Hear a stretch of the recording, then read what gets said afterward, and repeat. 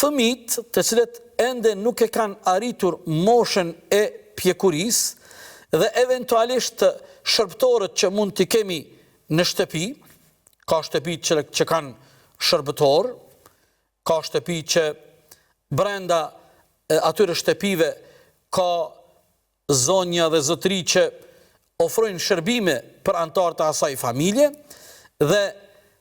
sikur këta, por edhe sikur fëmijët e asaj shtëpie që nuk e kanë arrit ende moshën e pjekurisë, janë 3 momente kohore, janë 3 orare kohore që ata nuk kanë të drejtë në dhomat private të familjarët e asaj shtëpi të hynë pa trokit. Momenti i parë është para se të falet namazi i sabahut, do më thonë kur prindrit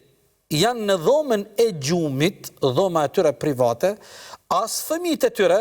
por eventualisht edhe ata që janë pjesa asaj familje punëtor apo shërbëtor, nuk kanë drejt me hy në dhomën e gjumit tek familjarët pa trokit. Orari i dytë, koha e dytë, është pas namazit të drekës. Kurani e përmend kohën pasi të falet namazi i drekës, është një kohë ku disa e preferojnë pushimin. Do të thotë, fëmijët nuk kanë drejt pasi të falet namazi i drekës dhe prindrit e tyre kanë hyrë në dhomën e gjumit për të pushuar, ata të hynë pa trokit në derë. Edhe pse janë fëmijët e këtyre prindërve. Edhe pse këta janë antarë të kësaj familje dhe jetojnë brenda një shtëpie të përbashkët, ky është orari i dytë që Kurani na sugjeron që të mos hyhet në dhomën e prindërve, respektivisht në dhomën e gjumit tek prindrit, pa kërku leje. Dhe momenti i tretë apo orari i tretë ku nuk lejohet me hy tek dhoma e prindërve është pas namazit të yatsis. Do të thotë pasi të falet namazi i yatsis, nëse prindrit kanë shku në dhomën e gjumit, nuk lejohet me hy pa kërku leje dhe pa trokit. Do të thotë krejt kjo për shkak të asaj etike dhe asaj edukate